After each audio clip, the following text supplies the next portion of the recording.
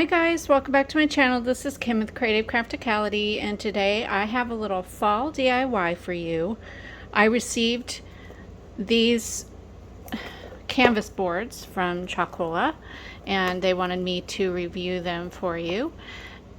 This certain pack, I'll have the link for it down below, but it comes with 4 different sizes, 5x7s, 5 of each, 8x10s, 5, 9x12, and 11x14, so a total of 20 panels, and they are not the stretched canvas over the wood frame, they're just the panels, so they're very easy to use for different projects.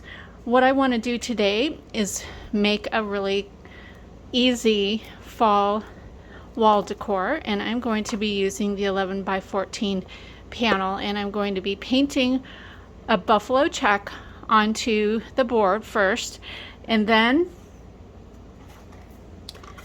I have these 2 items that I picked up from the Dollar Tree.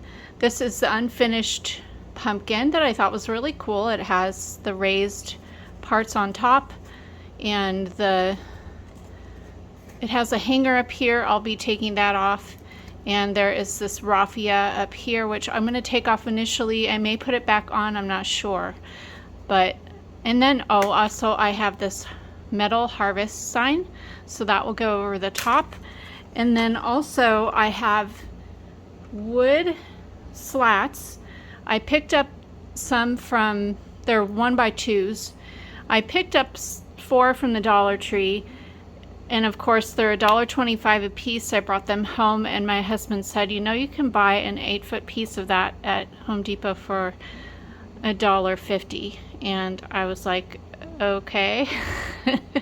Well, I have 4 pieces from the Dollar Tree, and when I picked them up I didn't know what size I was going to need. I knew a 12x12 would work, and I thought if I configured it right it would work, but it ended up not working the way I wanted it to. I used the sides, but you'll see that, you'll see here in a bit, but let me show you one of the boards. So this is what you get at the Dollar Tree. It's 12 inches and it's a 1x2, and I originally was going to lay them out like flat like this on the flatter side of the board and frame it, but I really like it like this better, so that meant I needed bigger, like larger sizes to go on the outside. I am going to be using 2 that I picked up for the ends, which are 12 inches, but the other pieces I need are 15 inches long. So if you're going to make one of these along with me, you'll need an 11x14 canvas board and 2 12-inch 1x2 pieces and 2 15-inch 1x12 pieces, 1x2 pieces, I'm sorry. I'll have everything in the description that you'll need for this project. And then you'll need some sort of pumpkin. They have different ones at the Dollar Tree that you can pick up, or from Michael's or Joann's, and then a wording piece like this. And then you'll just need some paints. I will be using the ones that I reviewed for Chalkola before. It's a set of 32 acrylic paints that are in tubes, so that's what I'm going to use.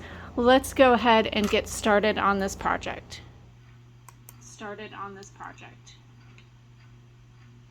First thing you need to do is stain or paint your wood pieces. You want to have them sanded and wiped down beforehand.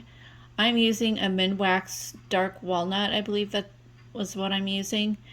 Here it's just the can that I had in my stash that I've used on other projects. And I have a paper towel that I'm using. It's probably not the best thing, but I'm only doing 4, and it worked pretty good, and then I just threw it away. And then I also took a wet paper towel and went over the top just when I got done, just so it wasn't. Now I'm going to go ahead and open up one of the panels, the 11x14, and each package is individually wrapped inside of the package, the bundle of 5, so you have to take the plastic off that. And now I have some blue tape and I'm going to line it. I'm going to put one long piece down and then a small piece just so I have the correct width there, and I'm just going to pick that up each time and line it up with that. It makes it easier to keep it straight, and just go down the whole length of the board.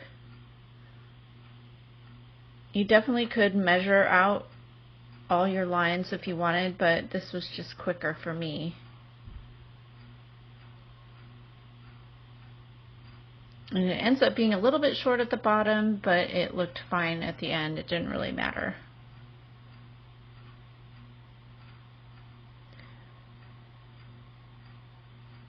Now I'm going to put this on top of my parchment paper just to keep it from getting on my work surface, and push down the edges. And I'm taking some black and white and making a lighter gray just by adding a little bit of the black to the white. And this isn't quite enough paint, so I did have to mix some more as I was going. But you want to go ahead and paint your stripes. And you'll pretty much need 3 colors: a light gray, a darker gray, and then black. And then white also shows up, but you don't need to paint the white.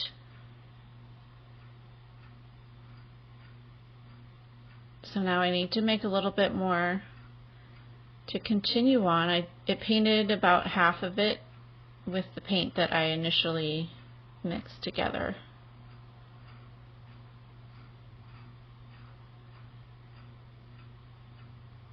I'll have the links for these paints as well as the canvas boards down below, but you obviously can use whatever you have in your stash.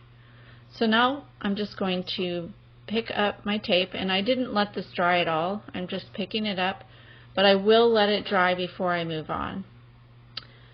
Now I turned my board the opposite direction, and now I'm doing the same, going lengthwise on the board. Just putting my piece down, then putting that middle piece just to keep my lines straight and evenly spaced. And just go all the way down to the bottom there. And that leaves a little bit of an edge there, which is totally fine. I went ahead and mixed my paint some more, made it a little bit darker. And so now I'm painting those stripes, but this time you're going to leave the tape on in between this step and the next step. And as you can see, I'm not totally painting this. I'm only putting one coat on, and I'm not being real, like doing it really thorough, I guess you'd say, or making it completely opaque. I'm making it pretty rough, and I just like how that looks, or rustic, I guess. So you don't have to worry about painting it completely, is what I'm trying to say. So now you need to let that dry. I did let it dry. It just is edited together here.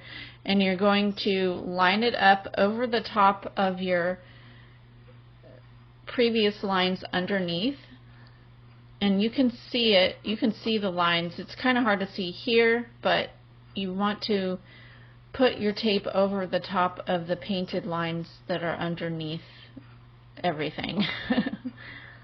But you are able to see that. Now you're going to paint black in all those middle spots there.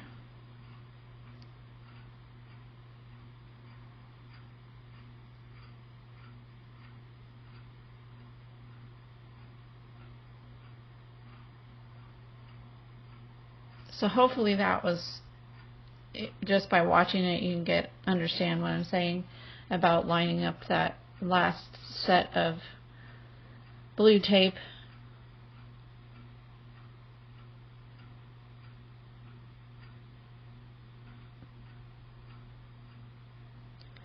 So go all the way down, and then you will want to let this dry a little before you pull up all of the tape.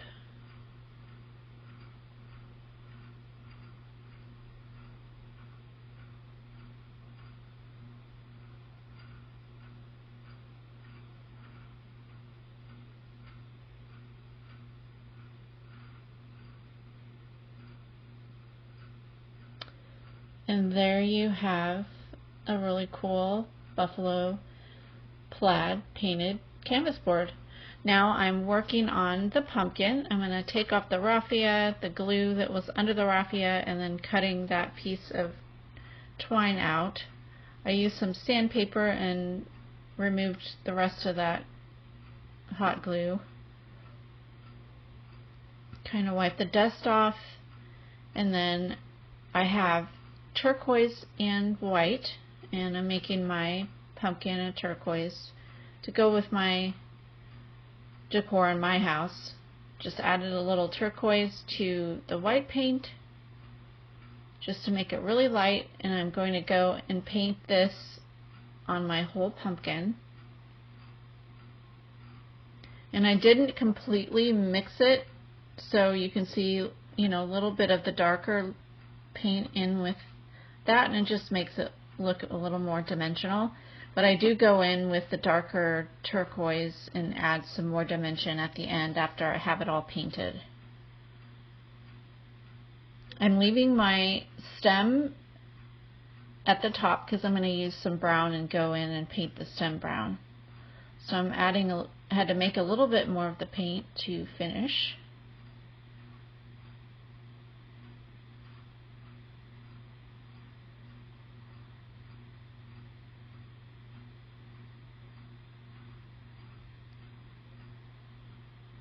Now I'm going in with just straight turquoise and adding that around the edges and the creases of the pumpkin and blending it in with the paint underneath. So I didn't let that dry at all in between. Adding some at the bottom just so it just gives it dimension.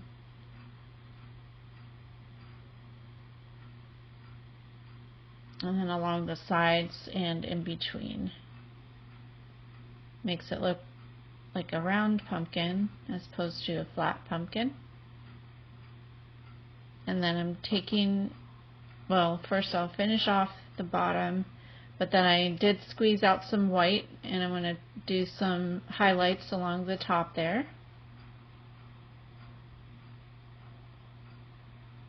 So basically this is just adding shadows and highlights to the pumpkin where it would normally look darker if you saw it in real life.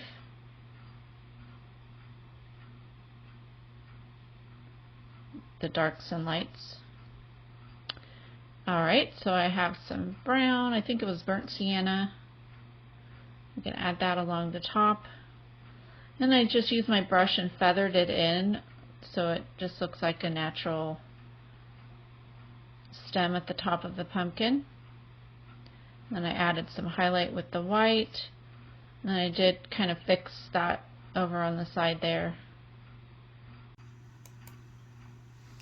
Now I'm going to take some twine and I'm going to wrap it around my finger like 3 times and tie that in the middle to make a simple twine bow. Just double knot it in the middle, cut it off, and I'm going to hot glue that up at the top.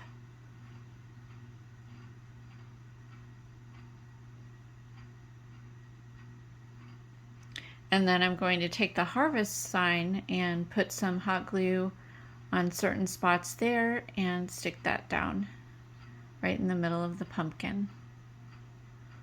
Now this is ready to go on my canvas. So I'm going to hot glue the back of that.